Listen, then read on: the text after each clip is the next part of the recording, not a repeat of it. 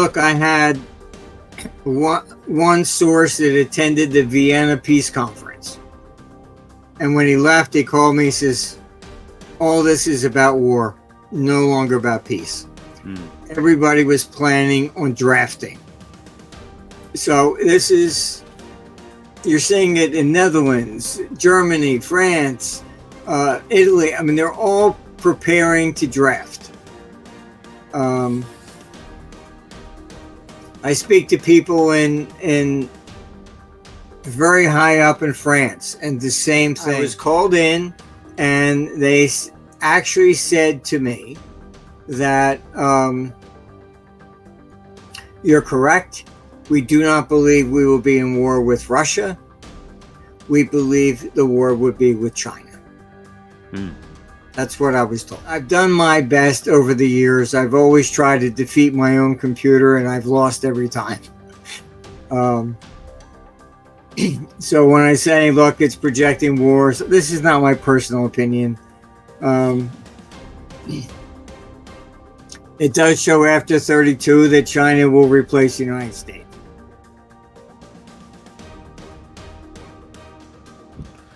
You're watching CapitalCosm. My name is Danny. It is December 1st, 2025, and today we're talking to one of my favorite guests to have on the show. I always look forward to talking to you, Marty.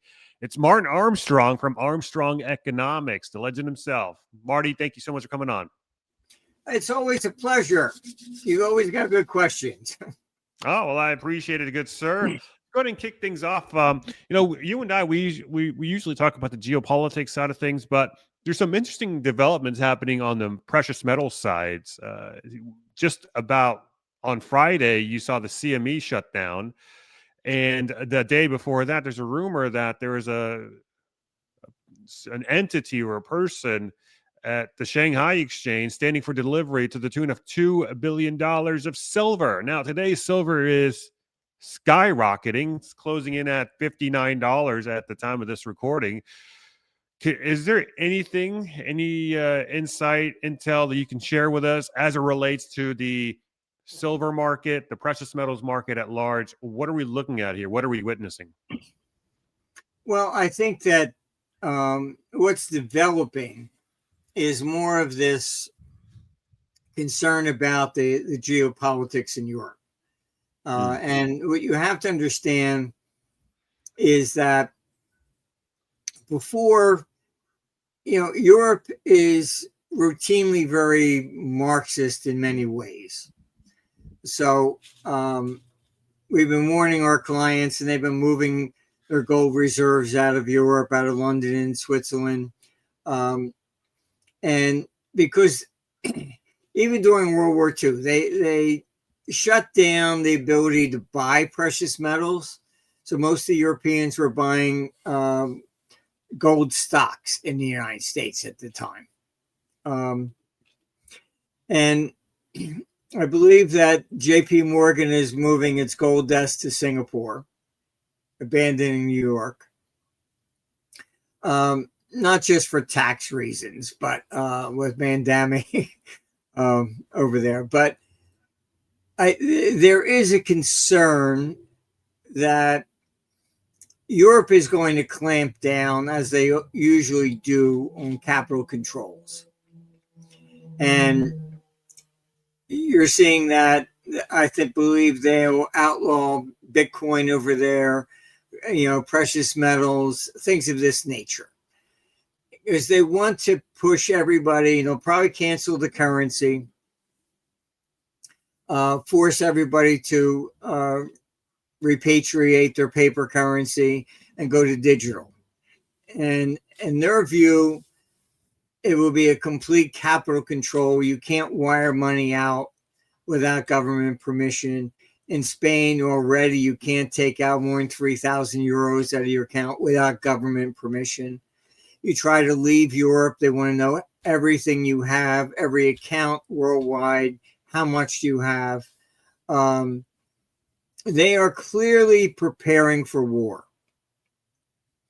And all the best efforts here at creating peace, I I don't think they're going to be able to do that. I mean, I've given it my best shot, but Europe just needs war. And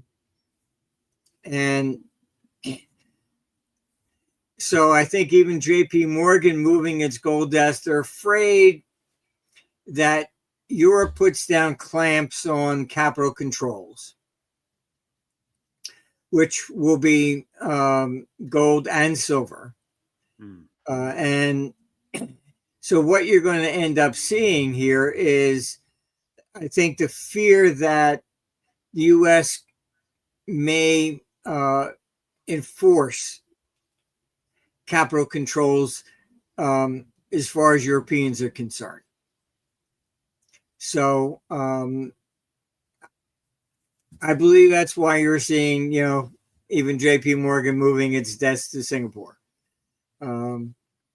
We're in for some pretty tough times in 2026. We got sovereign debt crisis coming to a head, which is really driving the whole geopolitical issue. Europe needs war with Europe. With Russia, because if they're going to collapse, you've even had, the finance ministers of France and UK admit that they might need an IMF bailout. And the one thing you don't want to do is buy sovereign debt, particularly during times of war. The interest rates are simply going to rise. That's what I was going to say. I mean, you look at the German, you look at the UK bond yield, you look at the Japanese bond yield. The Japanese bond yield is skyrocketing today. I don't know if you noticed. It's when you look at Japan, you have to understand the true statistics. A lot of people go, oh, well, Japan's one of the largest holders of U.S. debt. No. Pick up the rug and look closely.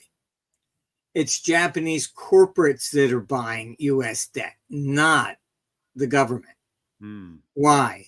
Because they're doing that as a hedge against their own government. All right.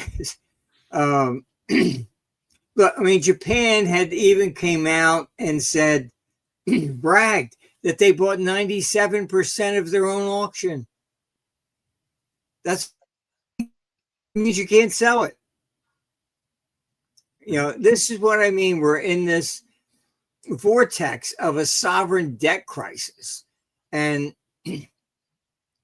it's almost a coin flip. Who goes first? Is it Japan or Europe? And you get all these people here, all the US dollar, this, that. Look, that's all nonsense. We've got the largest, economy in the world to service it. They do not. All right. If you can go on the Fed St. Louis website and just call up a chart of quarterly GDP of US and compare it to Japan or Europe. Europe is just a tiny fraction of the United States because it's so, it's basically so restrained. You've got, they're just socialists. You can't pay more than 1,000 euros in a hotel. You can go to jail for that. It's just, they're so concerned about money all the time that, Americans are kind of naive in that respect. The U.S. dollar's never been canceled. They cancel their currencies, including the UK and India. I've got from the last time I was in India, I've got some high denomination notes which they canceled. Canada canceled its high denomination notes. Canceled. That means it's no longer legal tender to use. All right. So they sell $10,000 notes in auctions from 1934, and it's still valid $10,000. It's worth more to a collector, but we just never cancel the currency. Europe does this routinely. All right. Why? Because let's say you had 100,000 euros stashed in a safety deposit box. They cancel the currency. Forces you now to come take the 100,000. You come out and say, all right, fine, swap it to the new ones. Oh, where'd you get this? Did you pay your taxes? That's what this is all about all the time. Is to prevent people from hoarding money that they didn't pay taxes on. This is why the dollar is really the reserve currency. About 70% of paper dollars are actually outside the U.S. You can hold them because you can trust them. You don't have to worry about that. Yep. But yeah, so here, I mean, you mentioned the GDPs of America, Europe, Japan. I pulled up a chart of GDP. You've got America in yellow, Europe in green, and Japan in red. And it's like you said, I mean, there's no comparison. no, The it's American just, GDP is, you know, it's pathetic, really. This is their problem. I mean, instead of, looking at it, it's kind of like California. Instead of saying, gee, why is Apple and Tesla, all these people leaving? Well, let's punish them for leaving, right? And we'll put an exit tax in. Really, what you're looking at is they're not, well, okay, fine. So we'll put an exit tax, but they're leaving. So you're going to have lower revenue in the future. Yep. Aren't you concerned about that? I mean, the pool gets smaller. Yeah, look, when you get these socialistic politicians in power, they cannot see beyond the end of their nose. I mean, I was in Vancouver, and one of these really leftist economists, I was just dumbfounded. She actually said everything you earn belongs to the state. The state decides how much you're allowed to keep. I mean, what happened to freedom? I mean, we're seeing freedom of speech completely destroyed in Europe. It's just crazy.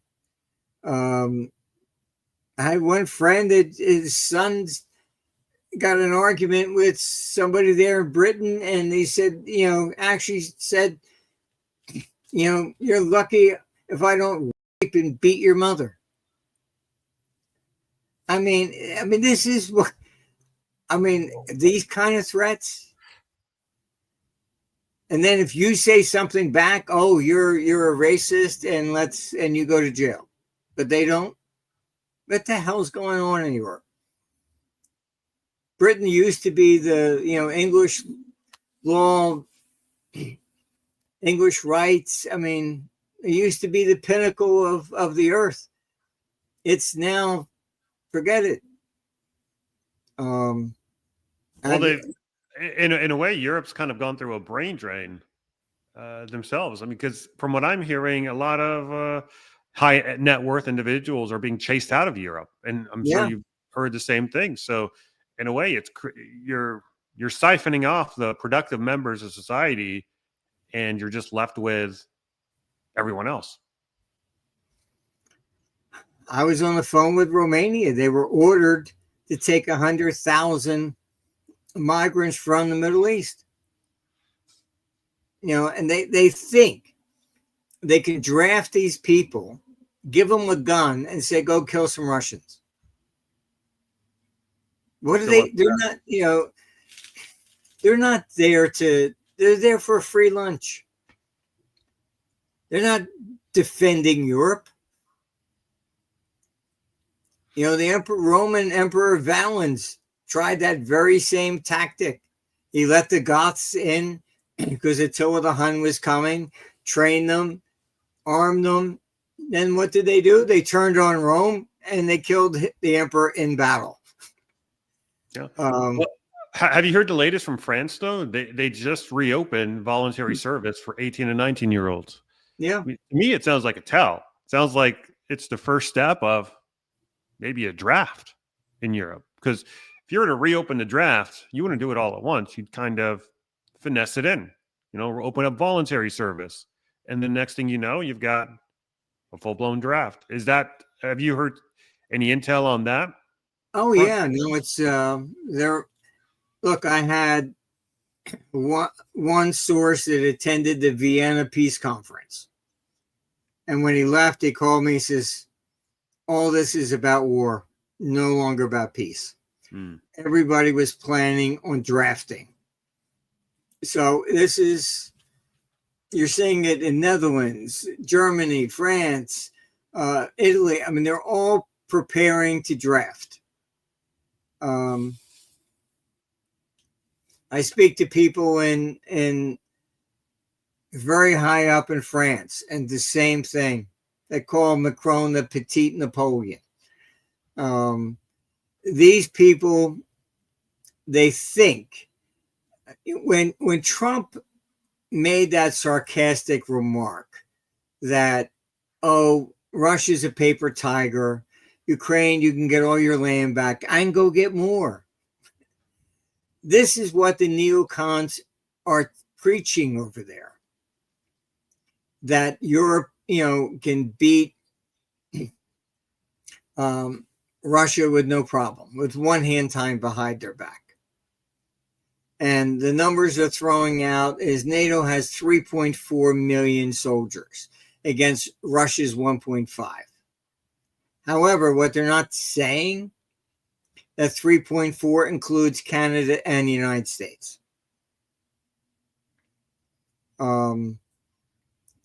Look, NATO has no purpose in life but war. That's it. It should have been shut down when the Warsaw Pact fell. All right. It was created because they were communists, etc. It's, I worked hard to get a peace proposal.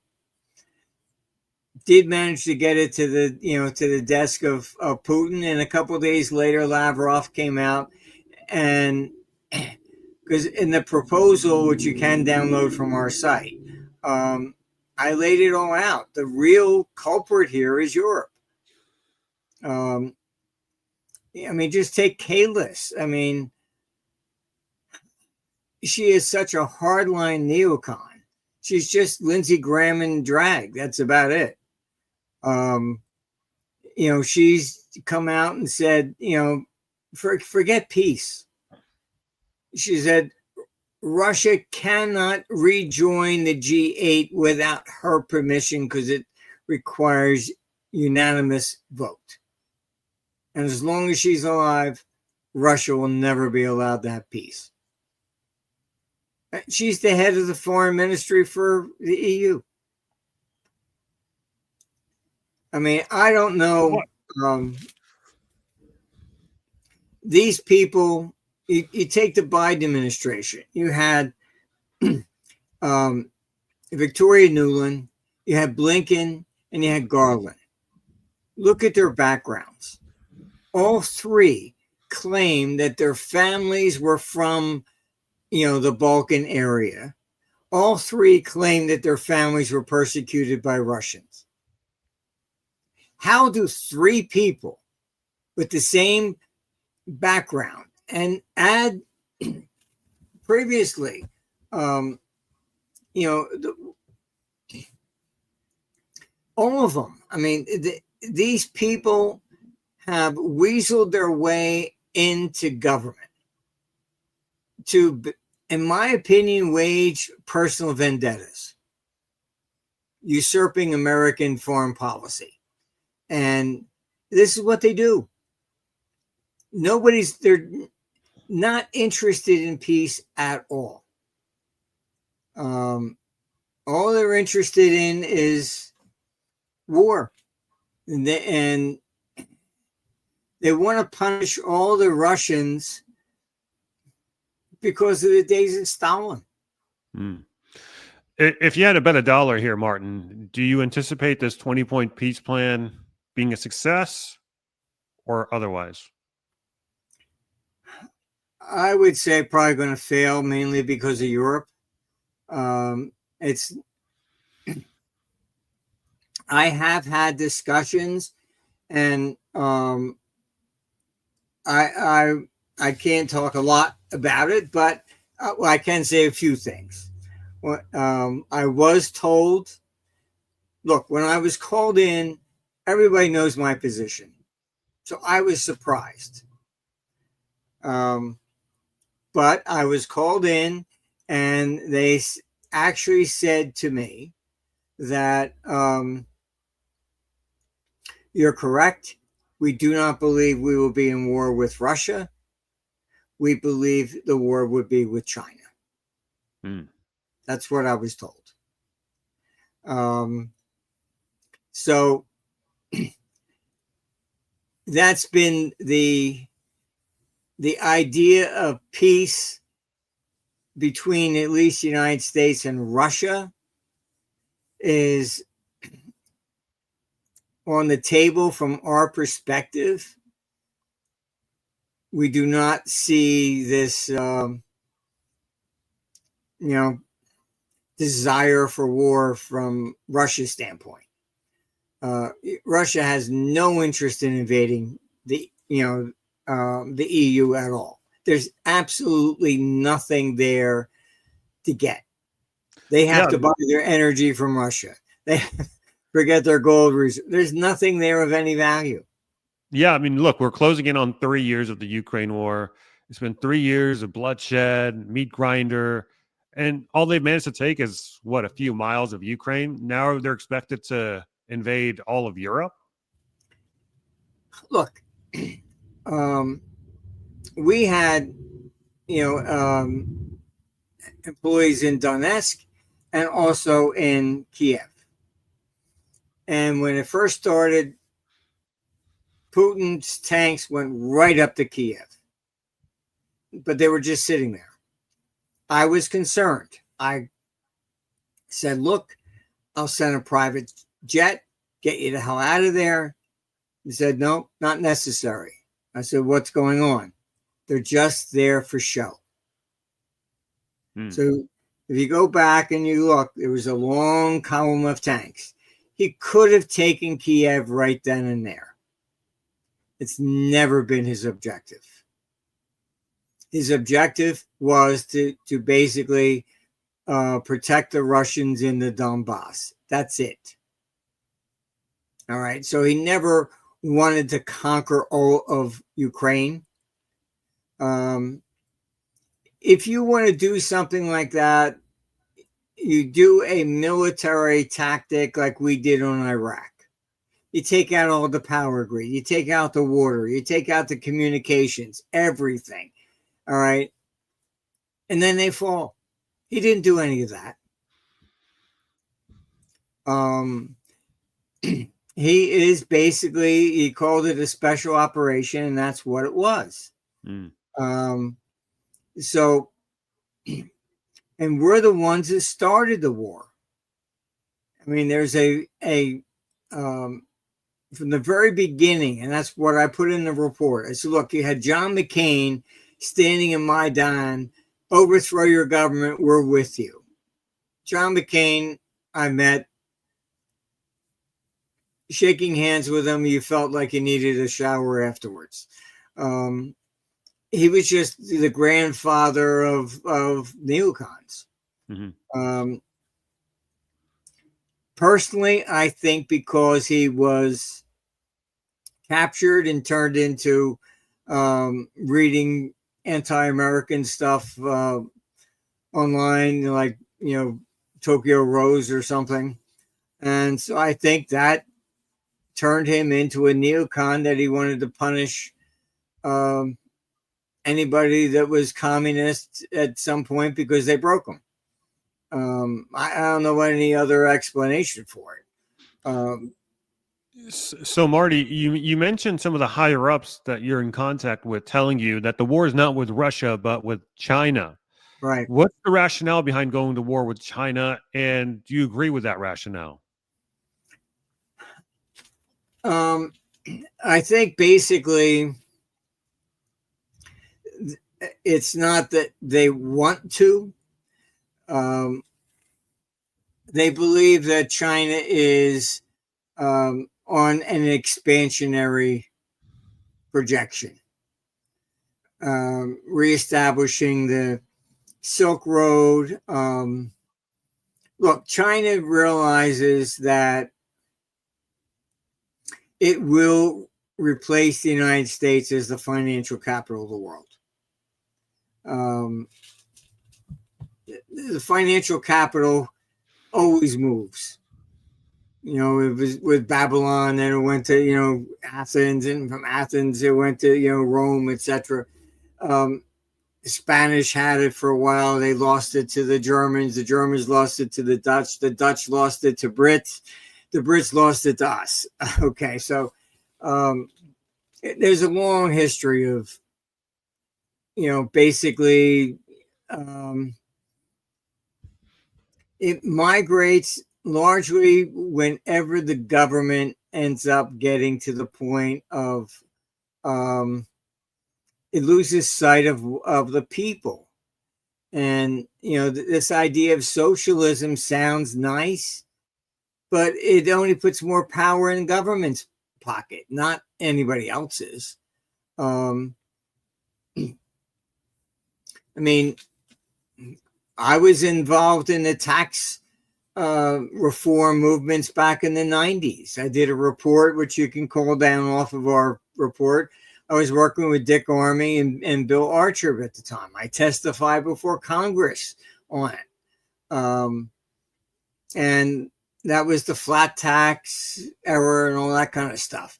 I debated Steve Forbes and Governor Florio at Princeton University on it. You know, and Democrats are just, they're diehard, always want to punish anybody who has more than them. That's basically what it is. I argued with Governor Florio at the time. I said, you know, you people want to pretend you're magnanimous because you hand back refund checks at the end of the year. I said, you're borrowing from the very poor and you don't even have the decency to pay them interest. And he had no, when he realized what I just said, he was like, oh shit, I never thought about that. But so, I mean, let me steal $100 out of your pocket and then here, I'll give it back to you. And am I such a great guy? I mean, this is what they do. If you don't pay your taxes on time, they want 20% interest, penalties, all this kind of stuff. If they don't pay you, zero. Why is Howard Lutnick now kind of walking back some of the tough talk about, you know, trade between U.S. and China when it comes to the chips manufacturing? It seems like you know, he's walking some of this stuff back a bit. What's the intent there? Hey guys, quick pause from the podcast, but this is something I feel is really important to let you in on. Back in 2020, before I even started this channel, I was looking for an edge, a way to find the big opportunities most investors never even hear about. That's when I found Capitalist Exploits Insider. From day one, it felt like I suddenly had my own team of world-class market pros working for me, digging up trades all over the world, doing the deep research, and handing me ideas that had massive asymmetric upside. Stuff that I would never even think about. Since then, my gains with them have blown past the S&P and the NASDAQ, and it's honestly the single best newsletter I've ever subscribed to. And that's not me blowing smoke. That's for real. I've interviewed their publisher, Chris McIntosh, more times than I can count. In fact, my latest conversation with him is linked in the description box down below if you want to check that out, as well as a pinned comment. And every time, I'm reminded why I've stayed a member for years. Right now, they're offering a special $1,000 discount on the Insider subscription, but it's only for CapitalCosm viewers, so you're only going to get it by clicking the link down below in the description box or the pinned comment. You're not going to find this anywhere else. Click the link, lock it in, and start getting the same game-changing research I've been using since 2020? So they basically know that China is on more of an aggressive path. Simple as that. Russia's not. Russia's content with their borders. That's it. All right. China sees this as their time to rise to, in the sun. And that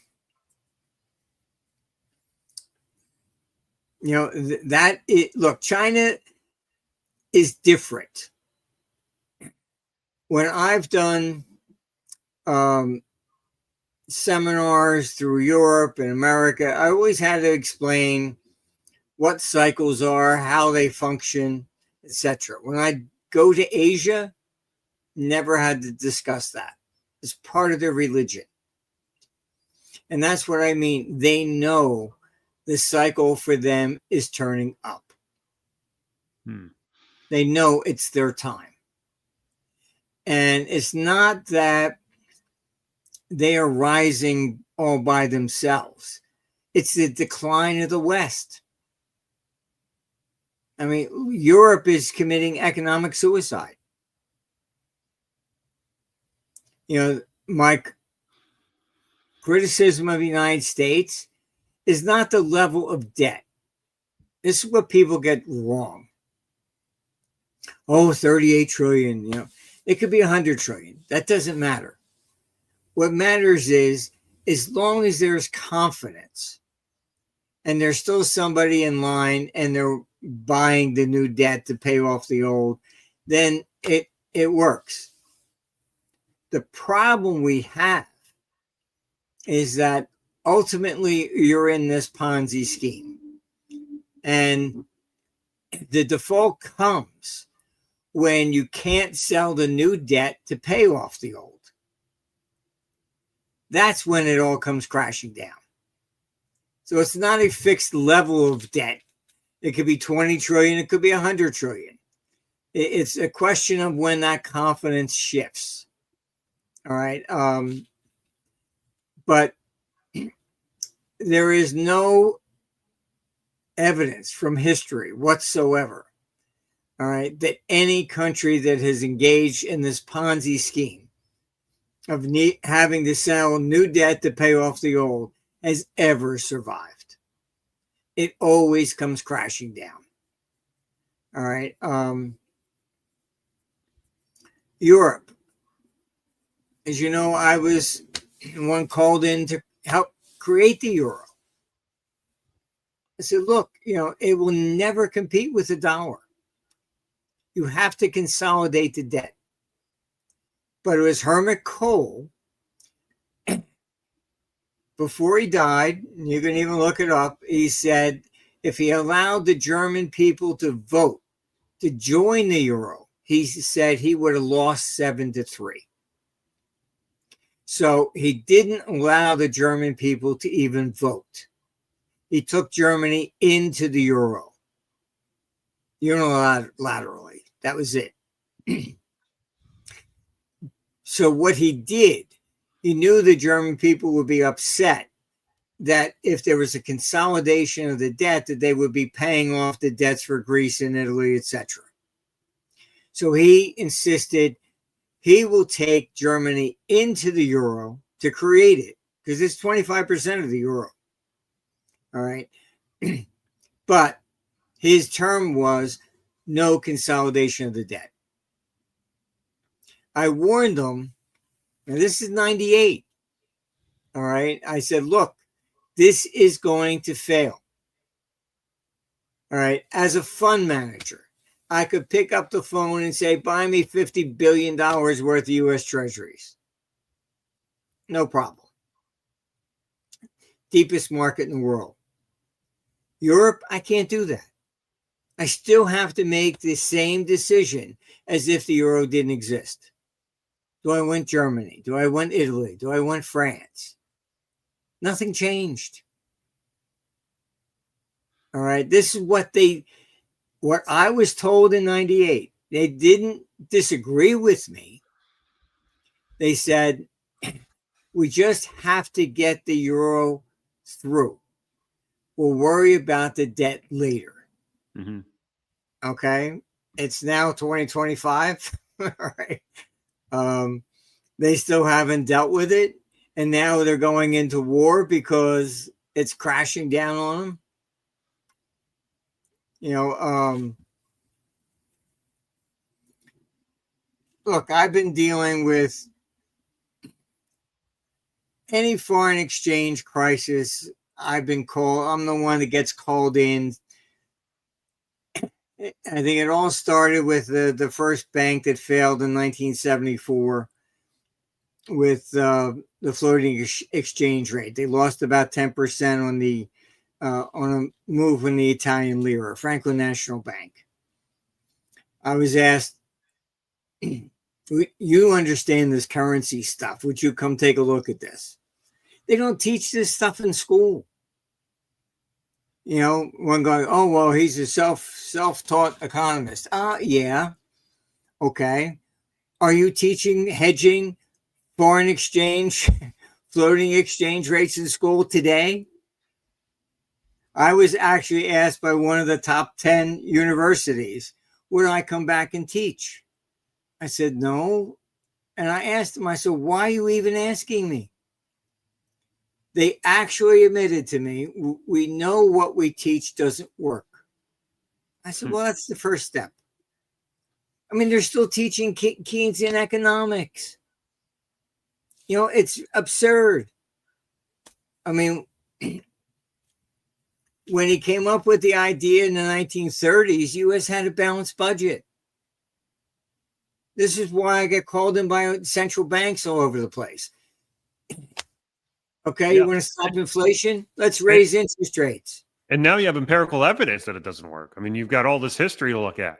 Like back then, it was all theoretical. Like it was still like a theoretical thing. Today, you have the backlog of economic history since then to confirm or invalidate the thesis of Keynesian economics. Well, look, how can you raise interest rates to stop inflation? Does anybody in Congress say, oh, gee, the Fed wants us to spend less. Let's cut our spending? Never going to happen. All right. They were the biggest, borrower in the room. So there's the central bank all the central banks, they've simply lost any idea of how to control the economy. It's gone because of these theories. And look, politicians are always going to act in their own self-interest.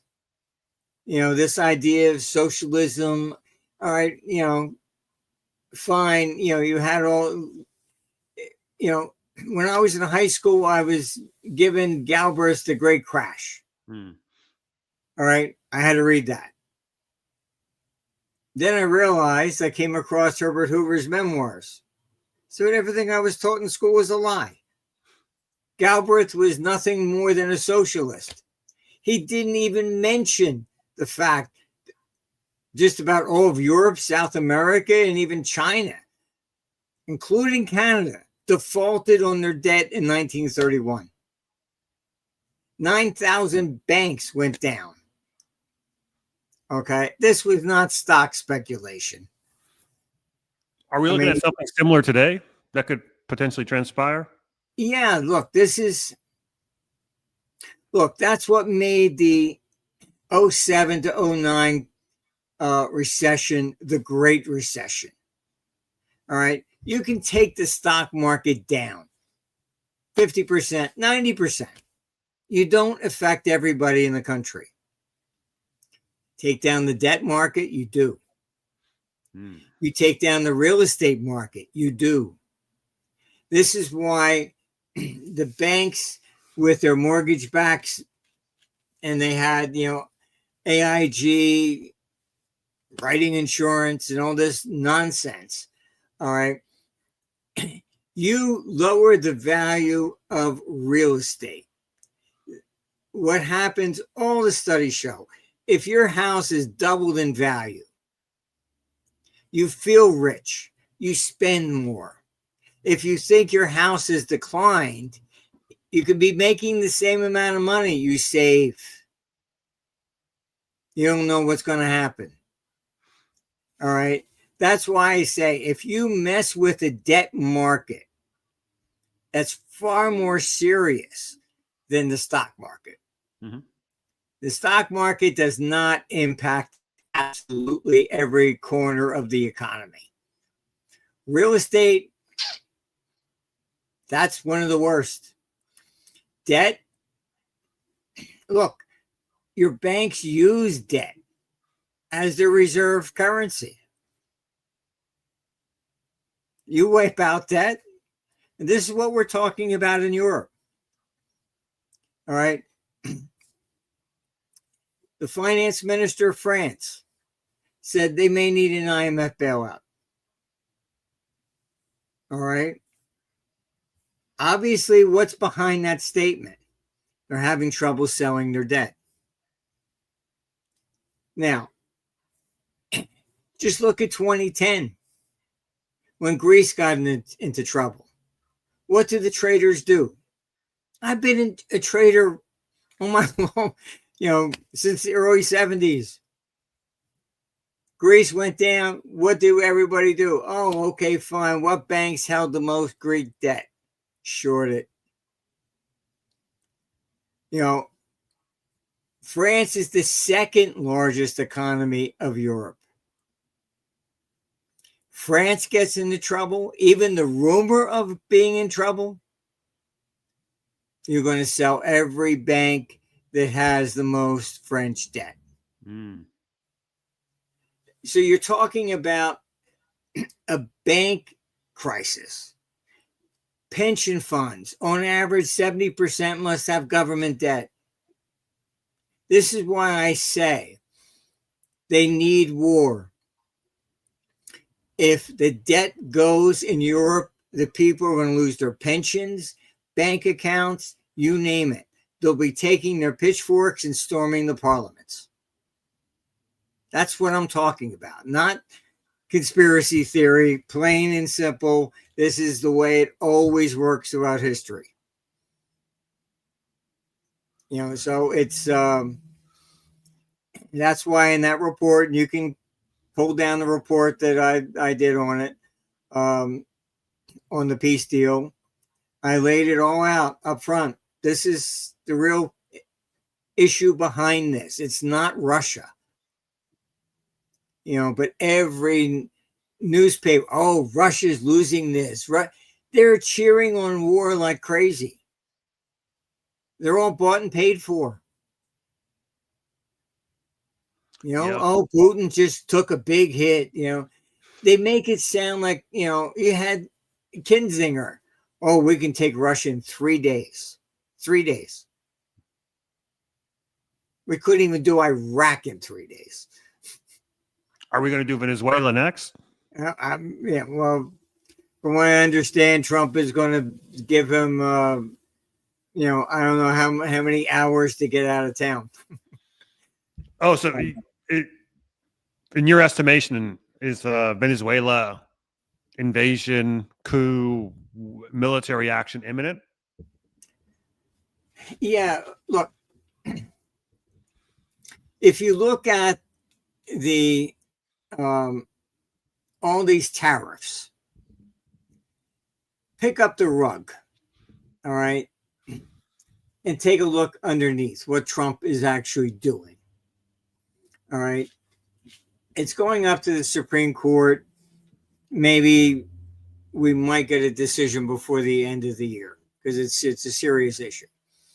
The Constitution says that the power to impose tariffs belongs with Congress, not the president. Now, he's using an emergency act that says he can do that if there is national security at risk. So here is the linchpin. What he's actually saying there is drugs. It's the drugs from South America. It's the drugs from China. All right, that he has deemed a national security to give him the jurisdiction to do the tariffs. This is what the Supreme Court has to decide. So, yeah, but don't the drugs aren't they primarily facilitated by intelligence services and banks make a ton off of them and like all this stuff, like shady underground stuff? I mean, like aren't they all kind of in on it? probably, yeah. I mean, it's I think every drug dealer that goes to court in New York that did have a bunch of cash always says the same thing. If they had $1 million in cash, what shows up on the indictment is 500,000. And they're told, well, keep your mouth shut, because if you tell them it was really $1 million and they stole half of it, you get more time. I mean, it's so, look, it's the excuse that he's using. Who cares about facts? But look, that's how they got Ross Perot to back out. I was actually supposed to meet him that weekend. Oh, really? I was in Tokyo and I was flying back, and they said, we want you to divert to Texas to meet with Ross Perot. All right, fine. So I changed my flight, landed in Dallas. By the time I landed, he withdrew on the claim, his daughter's wedding or something. That was all bullshit. What it was, he had a private airport, and they were going to go after him and say, oh, well, there are drugs going into your private airport. Back out, don't run for president, and we won't prosecute. And that's what happened. I was in the middle of that one too. Wow. We always get a new story from you, Marty. So just really quick again on Venezuela. Are we looking at military action coming soon or in Venezuela or what's going on there? Let's see. He just threatened that the head of Venezuela has to leave. Mm-hmm. And he threatened to shut down the airspace too. Yeah. Is that real? Is that real talk, or is that intimidation? If he leaves, I think it would be harder for him to actually take military action against Venezuela at that point.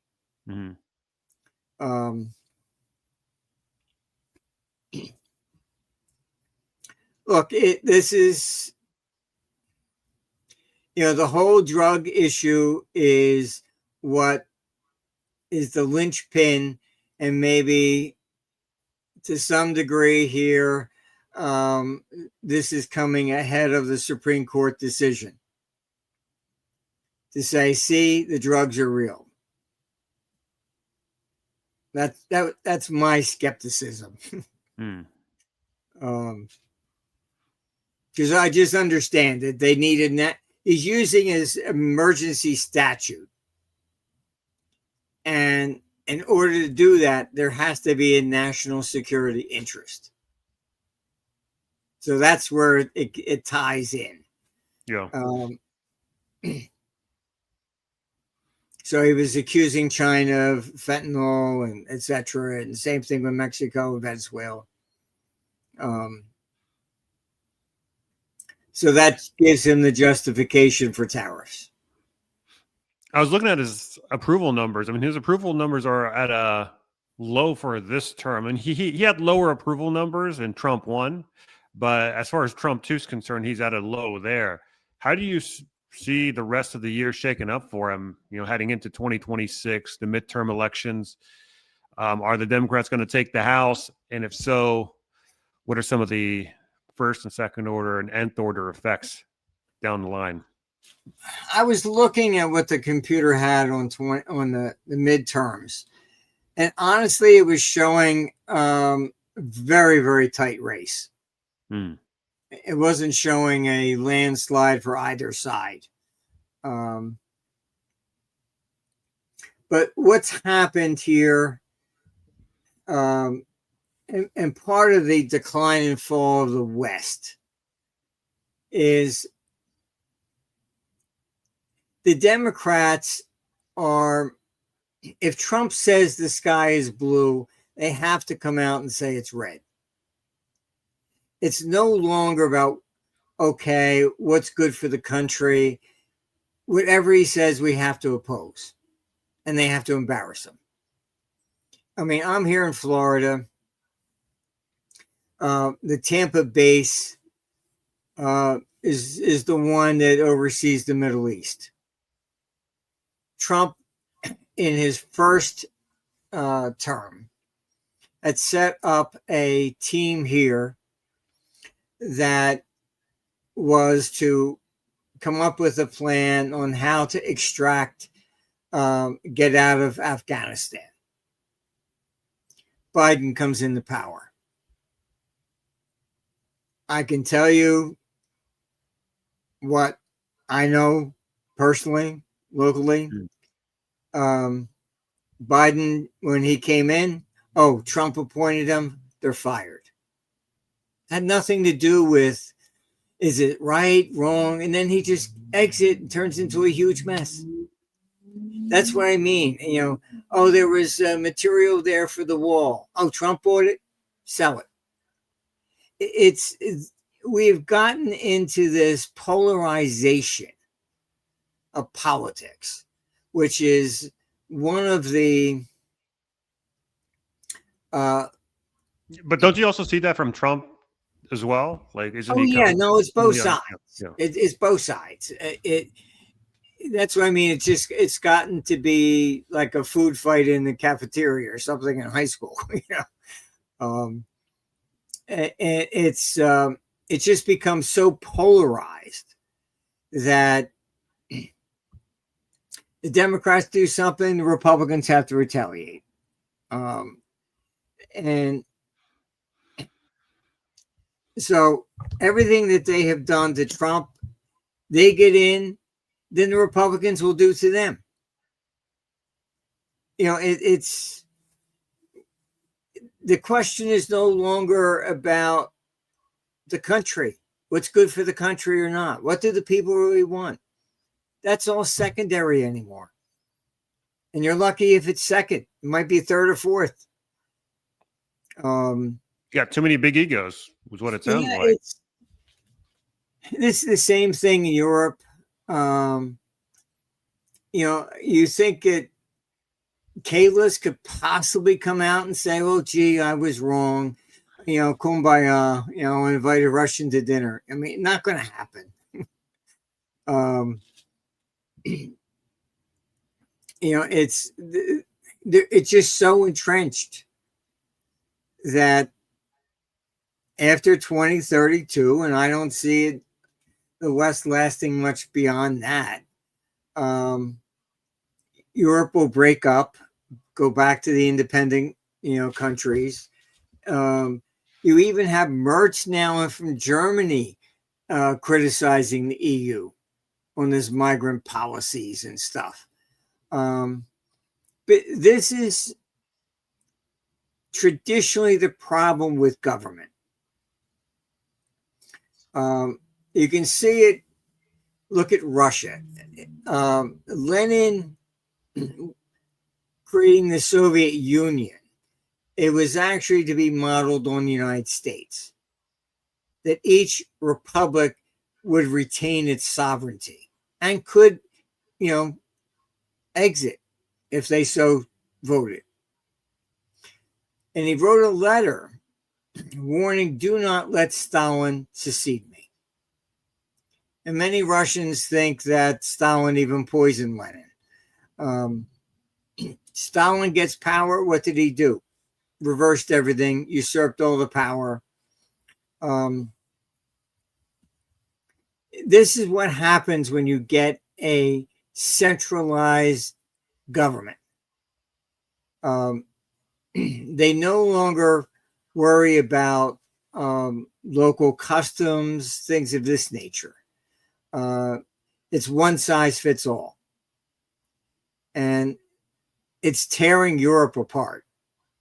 Like I've said before, I mean, 3 years ago when I would say Europe will break up and go back, and it was really, now all I get in podcasts throughout Europe is like, when we've had enough. So you can see it changing. Romania, I mean, we're getting into legal persecution. And you can read a book, John Stuart Mill's On Liberty, published in 1859. This is the problem. And he said, we have yet to free ourselves from the stain of legal persecution. But they did to Trump for political reasons. France doing it to Marine Le Pen. Pakistan through the previous, president in prison. Bolsonaro in Brazil. Romania. Oh, the guy that won the election. Well, we think that he was listening to Russia, so they're charging him. Oh, so he can't run. When you start using the law, and this has been going on for a long time. This is why I did do a post. I said, if you really want to clean everything up, the judiciary should be replaced with AI. Then you don't have to worry about who appointed this judge. The law is the law. All right. I mean, you look at, Trump was charged in New York. That judge, I mean, they belong in prison. His daughter is like connected with Camilla. I mean, come on. Yeah. It just gets to be absurd. Well, speaking of AI, I want to get your thoughts on anything that you can report on from your Socrates forecasting model as we head into 2026. If there's any interesting projections or forecasts that it's outputting right now, insofar as you can report on. I still don't see any change on the war stuff, civil unrest. It's all going to start to escalate next year. Look, I've done my best over the years. I've always tried to defeat my own computer, and I've lost every time. So when I say, look, it's projecting wars, this is not my personal opinion. It does show after 32 that China will replace the United States. And most of this is driven by the economics. There's nobody serious really willing to do anything. I was told that they intend to put in 2 proposals. One, to outlaw that Congress cannot trade stocks. All right. And what I've heard with critics, well, how am I going to pay my children's college education? I need insider trading. All right. It's the other thing that they're going to actually put in, and I said, look, I wish the best of luck on both of these, but I'm not optimistic. The second one is term limits. I said, absolutely. If you can get people to sign it, they would have to be exempt. And then the next crew that comes in would be subject. But nobody's going to vote for that, to say, oh, gee, I got to leave my job here in 6 months. Not going to happen. But so far, as we get closer, I'll see what the computer says about the midterms. But the initial look that I did give to it, it was showing pretty much a very, very tight race. Who has the edge? Are you able to see that? I think the Democrats had an edge in some areas, and so did the Republicans in other areas. I think the Republicans had a little more, but not much. All right. Well, I guess we'll wait and see what happens next year. Marty, thank you so much, my friend. It's always a pleasure hearing from you. Anything else that you actually want to talk about that we didn't get into before we take this thing home and wrap it up? No, I think that pretty much covers it. Just, I think keep an eye on Europe. The movement of precious metals is really anticipation of capital controls in Europe. I think that's going to be the 800-pound gorilla in the room. The more desperate they are, the worse it gets. They've already imposed restrictions. You got to, say how much you actually have to leave. But this is all for the people, you see. You may have more than me, so that's not fair. And then exit taxes too. Is that going to be a thing soon? Yeah. In all honesty, I would, particularly in Britain as well, I would say anybody that wants to get out, you better do it before you can't get out. It's not a question of free travel anymore. Things are being bolted down. I see. Well, all right, my friend. Where can people find you if they want to see more of your work? ArmstrongEconomics.com. It's free, open source. You don't have to put emails in or anything like that. We don't send out 50,000 emails, a day trying to sell swampland in Florida or something. Oh, well, I am in the market for swampland in Florida, but be that as it may, thank you so much for your time here, Marty. Always a pleasure, guys. As always, be sure to hit that like and subscribe. It really does help us in pushing this video, this channel, and this message out into the algorithm. And then subscribe to us on Substack as well. Become a member there.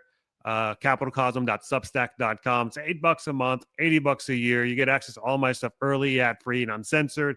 And you also help support me as well, continuing to do this stuff. But money is tight. I completely understand. The simple, easy, and free way to support the channel just by hitting that like button on the side or hitting that subscribe button on the side and hitting that bell notification too, if you don't mind. So I appreciate your time, guys, and I will catch you later. Bye. Bye.